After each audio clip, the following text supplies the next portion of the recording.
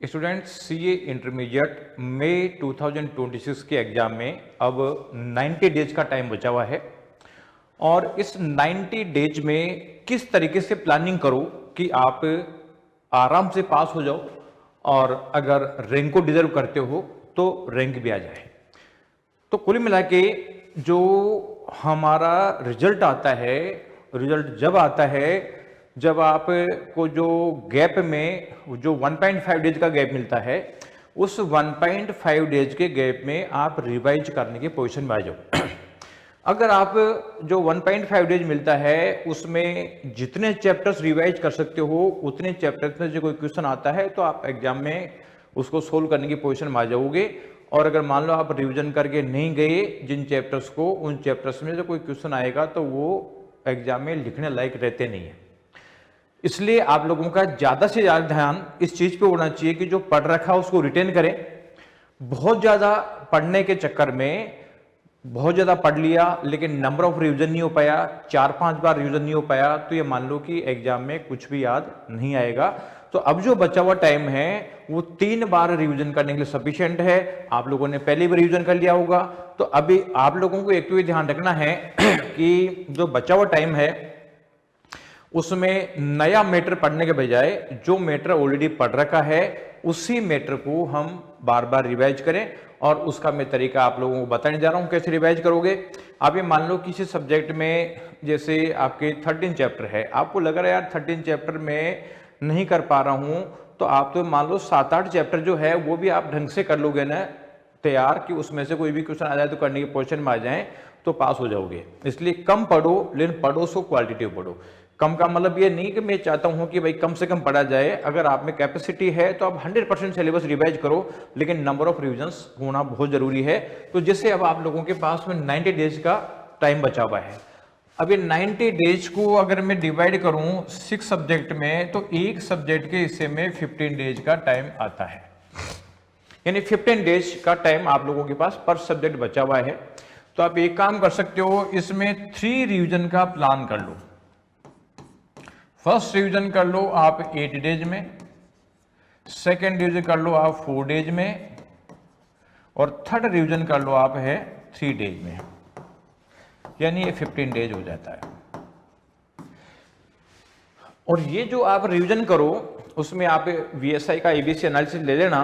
तो वीएसआई का ABC analysis है, उसमें पहले ए कैटेगरी चैप्टर को रिवाइज करो, उसके बाद बी कैटेगरी के चैप्टर को रिवाइज करो, बाद में टाइम मिलता तो सी कैटेगरी के चैप्टर को रिवाइज कर दो। उसमें आप पहले जैसे कोई भी सब्जेक्ट उठाया, मान लीजिए जैसे पहले आपने उठाया अकाउंट्स, तो 8 दिन में केवल अकाउंट्स पढ़ो, इसके अलावा कुछ भी नहीं पढ़ना। इसके बाद में मान लीजिए आपने लिया फॉर एग्जाम्पल लो, तो केवल और केवल लो पढ़ना है, दूसरा नहीं पढ़ना। तो एक एक सब्जेक्ट जो है वो 8 दिन में पढ़ डालो आप। अब ये मान लो कि एक सब्जेक्ट 8 दिन में जितना होता है, जैसे ए कैटेगरी से स्टार्ट करो, ए कैटेगरी कर लिया, बी अगर मान लो पूरा हो जाए तो ठीक है, नहीं होता तो कोई 1-2 चैप्टर रह भी जाएंगे तो कोई दिक्कत नहीं है। और मान लो बी पूरा हो गया तो आप सी का स्टार्ट करो, सी में भी अगर मान लो पूरा हो जाता तो अच्छा है, नहीं तो पूरा नहीं हो तो एक चैप्टर भी हो जाए तो अच्छा है। अब जितना पोर्शन आप 8 डेज में रिवाइज करोगे, आप मान लो कि अगली बार जब रिवीजन करोगे 4 दिन में, तो उतना ही पोर्शन आपसे अगली बार रिवाइज हो पाएगा। और फिर जब थर्ड रिवीजन करोगे उतना ही पोर्शन आपसे 3 दिन में रिवाइज हो पाएगा। जब आप 1.5 दिन में रिवाइज करने की पोजीशन में आ जाओगे, यानी नंबर ऑफ रिवीजन्स करना है, मैटर कम भी हो जाएगा तो चल जाएगा। तो ये चीज आप लोगों को ध्यान रखनी है, 3 रिवीजन करने का प्लान कर लो। और ये जो रिवीजन करो उसमें आईसीआई एसएम जो है स्टडी मटेरियल, ये काम में लेना है। प्लस अगर आपको टाइम मिलता है, वैसे तो देखो टाइम मिलेगा नहीं, और अगर टाइम मिल जाता है तो इसका मतलब है कि 1-2 अटेम्प्ट का, जैसे आरटीपी एमटीपी प्लस सजेस्टेड जो है काम में ले सकते हो, लेकिन वो सेकंड प्रायोरिटी है।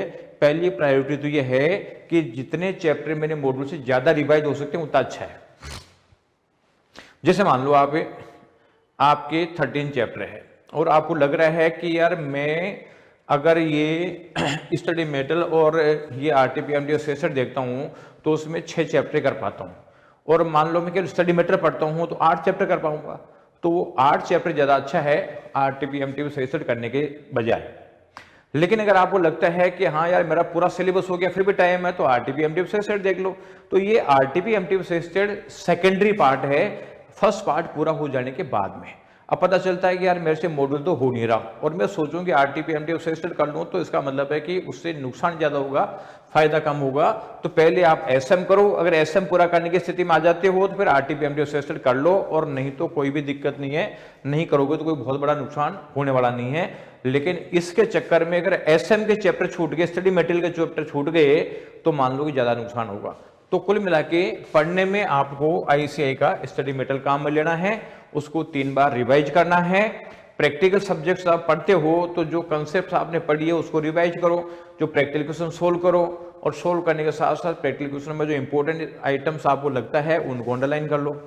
थ्योरेटिकल सब्जेक्ट पढ़ोगे तो मॉड्यूल से पढ़ो, एक एक लाइन पढ़ो, और आपको लगता है यार ये लाइन्स इंपॉर्टेंट है, इस पर क्रक्स है ये लाइन, उन लाइन्स को अंडरलाइन कर दो, और सब्सिक्वेंट रिवीजन में उन्हीं अंडरलाइन करी हुई चीज़ों को रिवाइज करो, और जो क्वेश्चन आपने सोल्व करा हुआ है प्रैक्टिकल में उन्हीं को रिवाइज करो, तो आप लोगों का पर्पज सोल्व हो जाएगा।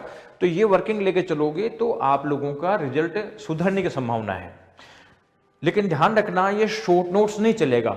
आजकल आप लोगों का ब्रेन वॉश कर दिया गया है कि यार इतना बड़ा स्टडी मटेरियल तो पढ़ ही नहीं सकता। अरे भाई पढ़ते आए ये दुनिया, और ये बताओ कि अगर ये सीए इतना इजी होता तो कोई भी करके बैठ जाता। तो इसका मतलब ये मत मान के चलो कि यार इजीली हो जाएगा, ये मान के चलो कि मेरे को हार्डवर्क करना पड़ेगा, ज्यादा से ज्यादा स्टडी करनी पड़ेगी, जब जाके मैं सीए की एग्जाम क्लियर कर पाऊंगा। तो सीए की एग्जाम कोई लॉलीपॉप नहीं है कि जो साहब बिल्कुल शॉर्ट नोट्स बना के दे दिए आपको कोई, और आप शॉर्ट नोट्स पढ़ लोगे और आप पास हो जाओगे। ये शॉर्ट नोट्स ने बच्चों की लाइफ खराब कर दी क्योंकि आज की डेट में जब स्टूडेंट मॉड्यूल पढ़ने की कोशिश करता है तो उसको लगता है मॉड्यूल में तो बहुत सारा मैटर है, और बहुत सारे लोग जैसे टेलीग्राम में इनमें मतलब अपने शॉर्ट नोट्स डाल देते हैं। बच्चों को लगता है कि यार बहुत अच्छा लग रहा है, लेकिन देखो सारा का सारा काम कॉमर्शियल है, सबको अपनी क्लासें बेचनी है, इस चक्कर में वो ये शॉर्ट नोट बना के देते हैं कि बच्चों को अच्छा लगे और वो हमसे खरीद लें। लेकिन एक चीज ध्यान रखो, सक्सेस का शॉर्टकट नहीं होता है। सक्सेस तो आपको हार्ड वर्क करना पड़ेगा, और हार्ड वर्क करोगे जब भी पर्पसफुल होगा। शॉर्ट नोट से वर्किंग नहीं होगी, इसलिए स्टडी मटेरियल से लाइन टू लाइन पढ़ो, शॉर्ट नोट्स के चक्कर में मत पढ़ो, बहुत ज्यादा बड़े क्वेश्चन बैंक के चक्कर में मत पढ़ो। आप तो एसएम को कर लो, स्टडी मटेरियल करने के बाद में अगर टाइम बचता है तो आरटीपी एमटीपी सेस्टेड या बाकी अदर मटेरियल काम में ले सकते हो, अदरवाइज पहले स्टडी मटेरियल फॉलो करो तो आराम से पास हो जाओगे। तो ये वर्किंग करो और आप अपने रिजल्ट को एंश्योर करो, अपने दोस्तों को शेयर करो, और ये वीएसआई का यूट्यूब चैनल सब्सक्राइब करके रखो। Thank you.